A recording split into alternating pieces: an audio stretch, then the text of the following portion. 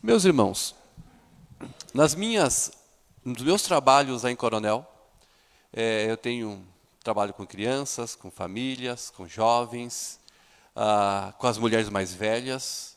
O que gostam mais do meu trabalho e mais de mim, sim, são as mais velhas, né? As mulheres da SAF, às vezes gostam de andar mais comigo. Eu acho que identifico mais com elas do que com os jovens, jovem há mais tempo. Mas essa semana, e nos grupos de estudo, essa semana e 4 semanas em seguida, na verdade, eu tenho feito um atendimento na segunda-feira à tarde, lá na igreja, de uma jovem senhora que me procurou no WhatsApp, depois entrou em contato comigo, com a minha esposa, e nós fomos conversando com ela, e eu fui entender o que estava angustiando, né, a mente e o coração dessa jovem senhora. E ela veio conversar comigo e contou a sua vida. Ela é cristã há 27 anos. Participou de algumas igrejas cristãs evangélicas, mas há 27 anos ela está na caminhada, segundo ela, com o Senhor Jesus. Mas a procura da angústia dela era que ela não tinha sentido para viver. Porque ela sentia e ela entendia que Deus não amava. Deus amava todo mundo, mas Deus não amava a vida dela. E o sofrimento dela estava ainda maior, porque quando ela estava em casa, vinham as pessoas, as amigas, se aconselhar com ela. Crise de casamento, no trabalho, financeiro, e ela dava bons conselhos. E eu orava pelas pessoas, e as pessoas eram tratadas, restauradas, as amigas até casavam. E nada acontecia com ela. E no coração dela, ela sentiu de que Deus a abandonou, de que Deus não tinha amor por ela, e que ela estava vazia do coração.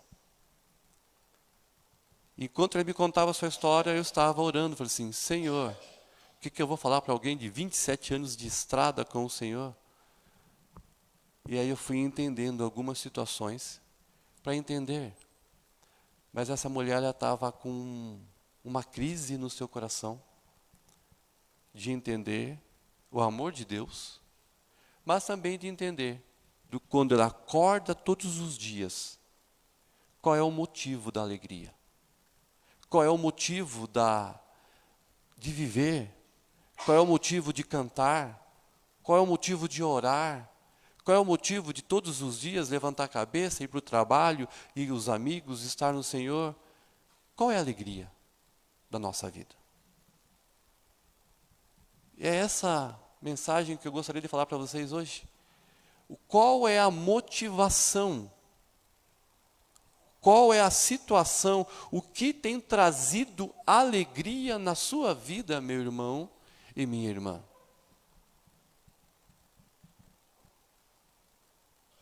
Eu tenho pensado muito nisso.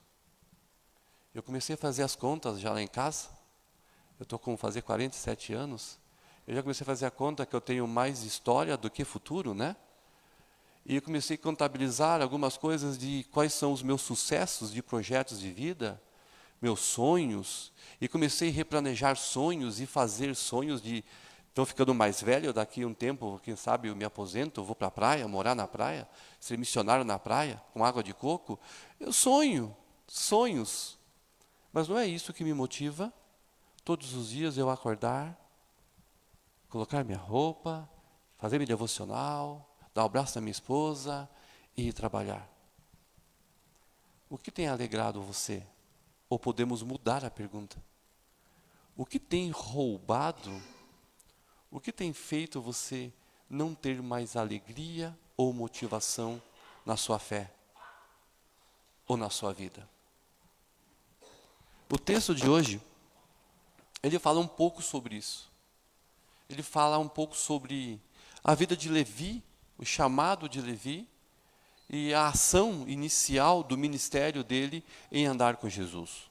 O nosso texto, ele vai dizer assim de que Jesus estava mais uma vez em Cafarnaum, E ao caminhar pelas ruas, e quando Jesus caminhava pelas ruas, sempre uma multidão estava acompanhando Jesus.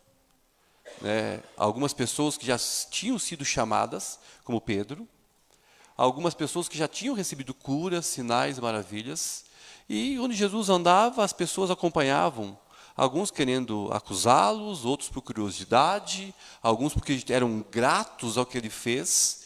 E Jesus, nessa caminhada, ele passa por uma sala comercial da época e olha um homem sentado atrás de uma janela, talvez com uma grade, com soldados à porta, o banco romano-judeu da época, onde cobrava os impostos. Ele olha para Levi, e Levi olha para Jesus, e Jesus faz um sinal dizendo: ei, me segue. E o texto nos dá a ideia assim de que, na hora, automaticamente, Levi dá um salto, levanta, fecha tudo, e na minha mente teatral, deve ter jogado a chave na mão do soldado, disse: toma que é teu, e vai seguir Jesus. Aí o texto vai continuar que Levi faz um banquete, possivelmente almoço, hora da janta. Ele vai convidar os seus amigos, e Jesus vai estar com eles, e do lado de fora estão os escribas dos fariseus, para interrogar e questionar Jesus, por que Jesus estava ali com aquele grupo de pessoas, e não lá no templo com os religiosos. Essa é a nossa história simples a ser contada. Eu gostaria de fazer algumas reflexões nessa história, sobre a motivação que nós devemos ter quando nós lemos a Bíblia, e Marcos principalmente vai nos falar. Porque o evangelista Marcos, ele vai escrever isso após a morte já de Pedro, que foi seu mentor. Ele vai escrever com o objetivo de animar o coração dos cristãos sobre a continuação da obra do Senhor Jesus. Os evangelhos foram escritos não só para mostrar que Jesus é Deus, que Jesus é o Senhor, mas é para ser algo motivador, que ensina, que impulsiona a igreja a amar a Jesus, mas viver motivado, viver encantado, viver animado a sua fé cristã. Então, quando você está ficando triste, leia a Bíblia. Leia os evangelhos. Vai revelar essa motivação, essa alegria. Mas a primeira coisa que eu quero destacar aqui é o chamado de Levi. Como eu disse aqui, aparentemente, a ideia que o texto nos dá é que Jesus olhou para Levi, e Levi olhou para Jesus, e Jesus disse: me segue. Ele saiu correndo. Não é essa a ideia do texto? Mas não é isso que aconteceu. Eu leio essa história, eu lembro quando eu vim para o Paraná. Alguns daqui eu conheço já há quase 30 anos. O Marquinho era Marquinho, pequenininho. E alguns aqui já eram grandão e continuam grandão. E eu lembro de que quando eu cheguei no retiro em Coronel Vivida, e eu olhei para mim, eu solteiro, eu era bonito, eu era magro, eu tinha cabelo, e eu estava à procura de uma esposa, uma namorada. Eu lembro que eu olhei na cozinha lá do barracão da chácara, uma morena limpando o chão e cantando. Eu olhei para ela, ela me olhou, eu fiz assim: vem. Ela não foi, demorou. A Eliane, que é minha esposa hoje, demorou para conquistar ela. Mas eu fiz igual Jesus, olhei para assim e disse: segue-me. Ela demorou para convencê-la a fazer isso. No caso de Levi não foi assim. Não foi nem demorado, porque é o tempo de Deus, e não foi rápido, assim como a narrativa nos dá. Vamos entender como funciona o processo de Deus salvar uma vida, de Deus regenerar um pecador, de Deus justificar um pecador, ou de Deus trazer a salvação a alguém que estava perdido, A oração no início do louvor trouxe essa mensagem, né? A oração dizia assim, que Deus nos atrai para Ele. Como que isso funciona? E como que Deus te atraiu? Um dia eu gostaria de ouvir a sua história. Como Deus atraiu você? Como Deus encontrou você? Como Deus trabalhou no seu coração ou tem trabalhado para resgatar a sua vida? O nosso texto, no verso 13, ele inicia com uma expressão bem interessante. Depois subiu ao monte e chamou que... Desculpa, gente, errei o texto aqui. É o verso 13 do capítulo 2. De novo, saiu Jesus para junto do mar. Essa expressão de novo significa que está associando ao texto anterior. Levi estava em Cafarnaum, sentado cobrando impostos.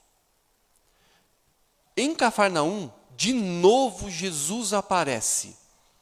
Então quer dizer que tem uma história de Jesus acontecendo já há um bom tempo na cidade de Cafarnaum. Vamos entender isso. Jesus ele vem andando, ele passa por uma cidade. Na cidade ele encontra Pedro e André. Nessa cidade ele vai fazer a pesca maravilhosa. Ele vai chamar Pedro e seu irmão para ser pescadores de homem. Aí vai para Cafarnaum. E vai na casa da sogra de Pedro. É corajoso Pedro deixar, mas tudo bem. Vai na casa da sogra de Pedro e cura a sogra de Pedro. Gente, numa cidade pequena, quase uma vila, uma cura, algo maravilhoso, algo sobrenatural. Vocês acham de que o povo não ia comentar? Você acha que as fofocas, os comentários, o WhatsApp da época, boca a boca, né, não ia correr contar as notícias? A notícia era, vocês ouviram falar que lá na cidade vizinha teve um cara que fez saltar do mar peixe? E Pedro está seguindo ele, Pedro, aquele bravão lá. Aí depois um pouco, vocês ouviram falar de que esse mesmo cara que saltou os peixes do mar curou a sogra de Pedro de uma febre que era de morte? A notícia corria. E lá em Cafarnaum, Jesus vai curar, vai libertar o endemoniado lá no templo. Lá em Cafarnaum ele vai fazer muitas curas e muitos sinais. E lá vai acontecer que 4 amigos vai abrir o teto de uma casa para colocar o amigo lá sobre os pés de Jesus, onde Jesus não só faz andar, mas enfrenta os fariseus perdoando o pecado. A notícia das obras, a notícia dos sinais, dos discursos que Jesus fazia, corria em toda a cidade. Corria por toda a região. E essas informações, ver de longe, acompanhar de longe, se inteirar do que estava acontecendo, também chegava à mente e ao coração de Levi. Quando Jesus vai se aproximar e olhar para Levi, Jesus não era mais um estranho no coração de Levi. Jesus não era mais um estranho na mente de Levi. Levi sabia que ele tinha poder. Levi sabia que ele era o Senhor. Levi sabia que tinha algo sobrenatural naquele homem. Só estava esperando a oportunidade de falar sim. Por que esperando a oportunidade? Porque Levi era um publicano. Ele era odiado pelos judeus e odiado por quem? Pelos romanos. Ele trabalhava para os romanos, cobrando o seu próprio povo, e cobrava 10 vezes mais para tirar riqueza para ele, para Herodes e para Roma. E um publicano não podia estar numa festa dos judeus, não podia estar no templo, não podia e não era aceito em rodas de amigo do futebol da época ou da roda de chimarrão da época. Ele não tinha acesso a essas pessoas, ele só conseguia sentar com outros publicanos, com pessoas rejeitadas da sua religião. Mas ele foi ouvindo, ele foi entendendo. E quando Jesus chama, olha no seu olho, chama pelo nome, sorri para ele e diz, me segue. E ele vai falar, sim, eu vou. O sim que Levi falou para Jesus foi a obra de Deus trabalhando no seu coração. É nesse sentido que o próprio Senhor Jesus vai propor a parábola do semeador. Um homem saiu a semear. E ao semear, ele vai encontrar ali, no mínimo, 4 tipos de terrenos. Veio os pássaros, leva embora. Os espinhos sufocam. A terra muito dura, cheia de pedra, não produz. Mas tem uma terra boa, que vai produzir fruto no seu devido tempo. Eu não sou agricultor. Não sou agricultor. A minha esposa não trabalha com jardinagem, mas ela inventou em fazer um jardim em casa. E quando a esposa inventa de fazer algo assim, sabe assim que ela inventou, o sonho do imaginário dela é que vai ter a horta.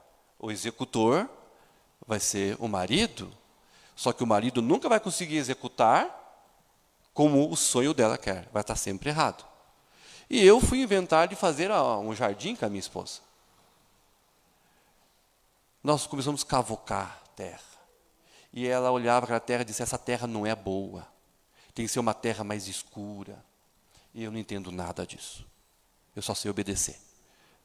E aí tem que pegar adubo com o meu sogro. E tem que colocar isso. E tem que fazer aquilo. Enfim, a horta não saiu. O jardim não saiu. Tem cheio de pedras lá, porque é muito difícil. Porque tem que entender, saber virar a terra, adubar, regar, trabalhar, para que a terra seja uma terra, quando chegar a semente, ela produza o fruto. Se Jesus está contando a ideia de que tem um terreno que é bom, e que esse terreno está pronto, e quando cair a semente lá, no devido tempo, vai produzir fruto, a pergunta é, quem virou essa terra? Quem trabalhou nessa terra? Quem preparou essa terra, que são os corações? Então, quem vira o coração? Quem trabalha no coração? Quem prepara a pessoa? Quem trabalha na mente e no coração? Para que quando a palavra chegar, o convite de Jesus, me segue, as pessoas conseguem saltar, pular e falar, sim, eu vou. É o próprio Deus. É o próprio Deus que te escolhe. É o próprio Deus que te ama. É o próprio Deus que começa a trabalhar diariamente no seu coração, duro, cheio de pedra, cheio de espinho. E Deus vai tirando tudo isso, vai virando a terra. E quando você ouve a mensagem do Evangelho, a semente cai lá, e no tempo que Deus preparou, o sim acontece. Se você já tem uma vida com Jesus, isso aconteceu na sua vida. Se você não tem uma vida com Jesus, ainda não entendeu aonde é o céu e como faz para chegar lá, eu quero dizer que nessa noite Deus está virando a terra do seu coração. Porque a palavra é a semente. E ela vai produzir fruto. Meus irmãos, você consegue entender de que eu estou falando de um Deus todo-poderoso que resolveu criar o mundo inteiro. E o que você nem consegue explicar cientificamente, ele assim fez. Do nada, dele mesmo. E se ele fizer assim de novo, tudo acaba. é um Deus tão poderoso, tão grandioso, que a Bíblia diz que nós não conseguimos compreender. E se um pouquinho da glória dele se manifestasse aqui, nós iríamos ser consumidos da grandeza desse Deus. Esse mesmo Deus, ele amou você, mesmo não tendo explicação por quê. Ele escolheu você e ele resolveu, no tempo dele, trabalhar no seu coração e na sua mente, para que um dia ele olhasse para você, ele chamasse você pelo seu nome, ele olhasse no fundo do seu coração e te fizesse um convite. Segue-me. E esse convite é tão transformador, que você pode até, por algumas vezes, tentado dizer, eu não quero. Mas quando você viu, você estava envolvido com o amor do nosso Senhor Jesus Cristo. Isso é redenção. Isso é graça. Isso foi o que aconteceu com Levi. Ao ouvir todos os anúncios do que Jesus fez, do que Jesus ensinou, das lutas que Jesus estava travando com os fariseus, aquilo foi trabalhando no coração, de que quando ele olhou para Jesus, o sim que ele falou não foi mais dele, foi algo que o Espírito Santo levou para dizer, sim, eu vou servir ao Senhor. Isso é novo nascimento. Isso é alegria. Paulo, Colossenses, diz assim, de que ele nos transportou, nos tirou do império das trevas, Colossenses 1,13, e nos levou para onde? Nos transportou para o reino do Filho, do amor, pertencentes a Deus. Aí a pergunta que eu fiz no começo, o que tem motivado você no seu dia a dia? O que te faz acordar e quando você acorda, você vai dizer, eu não estou motivado hoje, né? Eu não estou muito crente hoje, eu não estou tão empolgado hoje. Meu irmão, minha irmã, a principal motivação da nossa vida cristã para pegar fogo, ter vida, ter alegria, é a gente entender que nós somos amados e que Deus se envolveu em nos atrair para vivermos com Ele. Você foi atraído por Deus, você foi comprado por Ele, você foi resgatado para Ele. E isso deve encher o nosso coração de alegria e de gratidão, de querer estar cantando louvores ao Senhor, de querer estar no domingo, dia do Senhor, né, cantando, louvando, aprendendo, no dia a dia ter uma vida com Ele, porque, gente, eu ia para o inferno, e pela graça hoje eu vou ao céu. Isso é misericórdia. Isso é graça.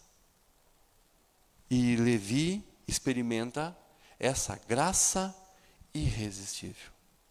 Porque quando Deus chama, Ele muda o nosso coração. Outra reflexão aqui no texto que nós vemos, foi a festa que Levi vai fazer. Ele vai, faz um banquete. E quando eu penso que Levi faz um banquete, que amigos ele vai convidar? Publicanos e pecadores. Aqueles faz uma reunião, reúne os amigos, para que esses amigos possam ter também a oportunidade de conhecer Jesus. Mas o nosso texto ele faz uma afirmação muito interessante. Acompanha comigo. O verso 15. Achando-se Jesus à mesa na casa de Levi, estavam juntamente com eles, com seus discípulos, muitos publicanos e pecadores, porque esses eram em grande número e também o seguiam. Então, para esse grupo de amigos de Levi, pecadores e publicanos, também já conheciam a Jesus, também já o tinham ouvido falar, mas também não podiam estar nos grandes reuniões e eventos dos judeus, porque eles eram rejeitados. Olha que interessante. Publicanos, vocês já sabem por que eles não eram aceitos. Porque eles cobravam em valor, imposto, roubavam o seu próprio povo. Então, o seu próprio povo não aceitava nas reuniões, nas festas. Pecadores aqui tem a explicação da ideia de que eram pessoas que estavam longe da religião judaica. Os fariseus e saduceus haviam impostos muitas regras e leis que eram religiosidade da época, que diziam assim: se você não é um religioso, você está à margem da sociedade. Você não pode ir no tabernáculo, não pode ir nas festas, não pode ir nas reuniões. Então, se você não se submete ao dogma dos judeus, você é um pecador, no sentido, você está fora da comunidade religiosa. Então, os amigos de Levi, só gente boa. Publicanos, odiados por todo mundo, e aqueles que eram rejeitados pela igreja. Se reuniram, porque também estavam seguindo Jesus. Mas o que me impressiona é que Levi não precisava fazer isso, não é? Levi podia ter fechado tudo e ido embora. Mas Levi vai aproveitar o último recurso que ele vai ter para reunir os amigos e apresentar pessoalmente a Jesus. Porque talvez aqueles amigos que estavam naquele jantar teria a única oportunidade social da vida deles de poder apertar a mão de Jesus e falar direto com ele. Porque eles não seriam aceitos em grupo nenhum mais. Consegue entender que a única oportunidade, talvez, que aqueles amigos que eram deixados de lado poderiam ter de estar frente a frente com Jesus, seria naquela situação. Talvez muitos daqueles depois não puderam estar mais em nenhum tabernáculo, nenhum templo, nenhuma reunião de praça pública, nenhum lugar, talvez sim, na crucificação de Jesus na praça, vendo o que estava acontecendo. Mas Levi vai proporcionar isso. Se é bom para mim, se eu fui amado, encontrado, transformado, se eu fui resgatado, eu tenho que fazer o quê? Proporcionar às pessoas que eu mais amo, ou que eu tenho um relacionamento, a oportunidade de conhecerem a Jesus. Foi para isso que Levi foi chamado. A partir de agora, ele seria um aluno de Jesus. Seria ensinado por Jesus. Para depois continuar a obra da criação e expansão da igreja, sendo um discípulo, depois apóstolo, depois mártir, e assim vai. Mas naquele momento, o que ele recebe, a primeira preocupação que ele tem é de: eu tenho que oferecer esse presente de Deus para as pessoas que convivem comigo. Meu irmão, então nós temos que pensar: você já recebeu a Cristo? Você já tem essa noção, essa compreensão da obra e o trabalho que Deus fez por você e em você? Você entende que isso é graça, é um presente e que você não merecia? Então, por que nós não comunicamos isso às pessoas? Por que nós não chamamos pessoas para estudar a Bíblia? Por que nós não chamamos pessoas para montarmos grupos de estudos? Por que nós não chamamos pessoas para estar num encontro, num almoço, num café, num culto, preenchendo esses lugares vazios? Porque Deus tem virado terra por aí. Às vezes falta a semente que você tem que lançar. Mas Alex, se Deus já virou o terreno, Ele vai chamar para a fé? Sim, meu irmão.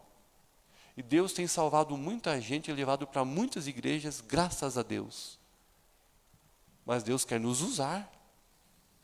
Deus quer usar a igreja presbiteriana em Chopinzinho para ser um semeador e depois um celeiro que recebe essa pessoa para glorificar e para preparar para que possa entender a graça e o amor e depois comunicar, entregar, apresentar.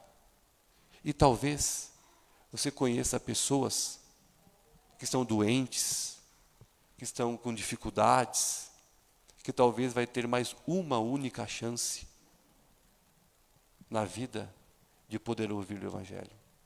Eu, muito tempo atrás, eu sofri muito no meu coração.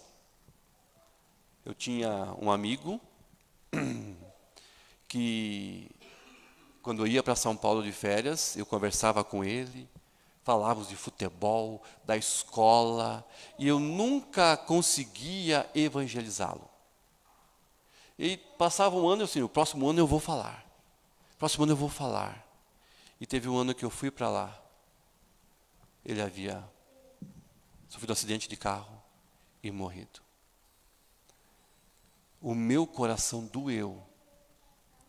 Porque Deus me colocou muitas vezes para eu falar daquilo que eu recebi. E eu não tive coragem, ousadia, gratidão a Deus para entregar para as pessoas aquilo que eu recebi de graça. E eu sempre orei, Deus, me perdoa por isso, mas eu creio que o Senhor colocou alguém melhor do que eu, mais grato do que eu, para falar para ele. E se ele é seu, ele está com o Senhor, porque o Senhor salvou, apesar do Alex ter falhado. Porque eu tenho que comunicar aquilo que Deus me fez para as pessoas. Porque se é bom para mim, ela vai ser bom para os meus filhos. Então eu tenho que evangelizar os meus filhos. Eu tenho que evangelizar a minha esposa. Esposa, evangelize o seu marido. Na dúvida, fala de Jesus para ele também. Né? A igreja tem que evangelizar as escolas, a sociedade, no trabalho. Nós temos que criar meios, um jantar, uma reunião, para entregarmos às pessoas a semente do Evangelho, o testemunho de transformação. Ontem à noite aqui, o irmão Eduardo estava trazendo a palavra, ele deu o testemunho dele. De uma família totalmente destruída, droga e álcool. Deus foi lá e encontrou ele e tirou de lá. Hoje está se preparando para ser missionário. E ele disse, um dia alguém falou de Jesus para mim. E eu gostei tanto, eu entendi tanto isso, que com 18 anos eu tentei falar de Jesus para o meu pai que estava alcoolizado. E meu pai me expulsou de casa, ele contava. Com 18 anos eu teve que morar com outras pessoas. E hoje ele testemunha ainda de que esses dias novamente ele conseguiu encontrar o pai são e falar de Jesus para o pai. E o pai começar a fazer uma reflexão sobre a sua vida. Porque no coração dele está, eu tenho que entregar para as pessoas aquilo que eu recebi. Bem, você deve estar perguntando, não é? Alex, e aquela mulher que você começou falando? Como que você resolveu no coração dela para entender que apesar de 27 anos, cristã ainda estava vazio. Para resolver e simplificar tudo isso, eu fiz uma pergunta para ela, para entender o vazio do coração dela. Eu perguntei: minha irmã querida, a pergunta é dura assim, né? Você tem que ir com jeito. Querida minha irmã, se você morresse hoje, para onde você ia? Né? E ela parou, regalou os olhos, não esperava isso. Ela fez: hã? Eu disse: se você morresse agora, você vai para onde? Ela assustada disse: não sei. Eu respondi: eu sei. Você sabe a resposta, né? Você vai para o inferno. Aí quando eu comecei a explicar para ela que Jesus ama tanto a vida dela, que Deus amou a vida dela tão grandemente, que entregou o seu filho para morrer por ela, para salvar a vida dela e transformar, que Deus chamou ela pelo nome. Quando eu comecei a mostrar para ela assim, de que o amor de Deus não é medido pelas coisas externas que acontecem, mas que o amor de Deus é revelado pela compreensão de que ela era pecadora e que Deus a encontrou e entregou Jesus por ela, e se ela crer nisso, seria salva. O semblante, a mente, o coração, na hora mudou. E ela disse: então quer dizer que a prova que Deus me ama foi o fato que Ele morrer por mim? Eu disse: tem algo maior do que isso? Você morreria por mim? Ela disse: eu não. Falei: nem eu por você. Mas Jesus morreu por você. E ela saiu naquele dia, dizendo assim para mim: eu vou pegar os 27 anos que eu tenho,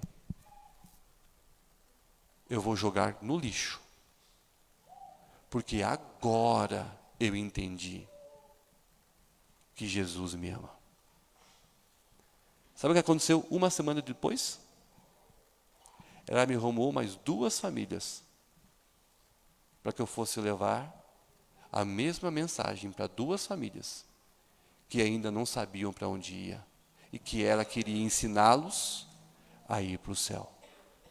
Levi, você é Levi, meu irmão. Você é Levi, minha irmã.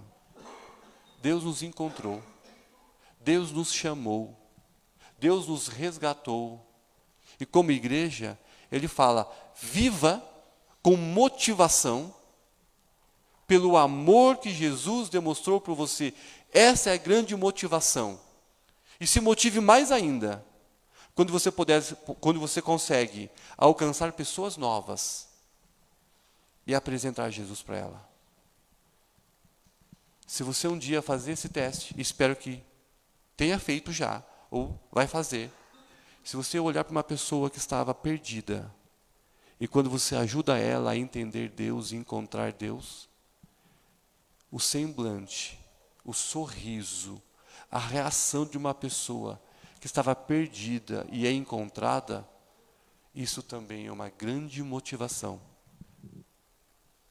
pelo menos para mim, de continuar sendo missionário, pregador do Evangelho, professor do IPEM, coordenador pedagógico do IPEM, andar com jovens e preparar para ser missionários.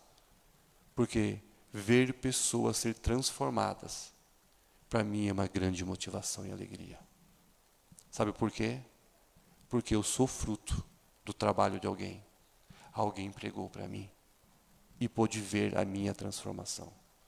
Não faço nada demais. Faço aquilo, só entrego aquilo que já fizeram comigo. Simples assim. Ser igreja é entender o que Jesus fez por você e querer fazer isso para outras pessoas que precisam ser encontradas e serem transformadas. E Deus pode fazer assim, mas Ele não vai.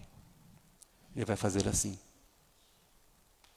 chamando cada um de vocês para ser um missionário.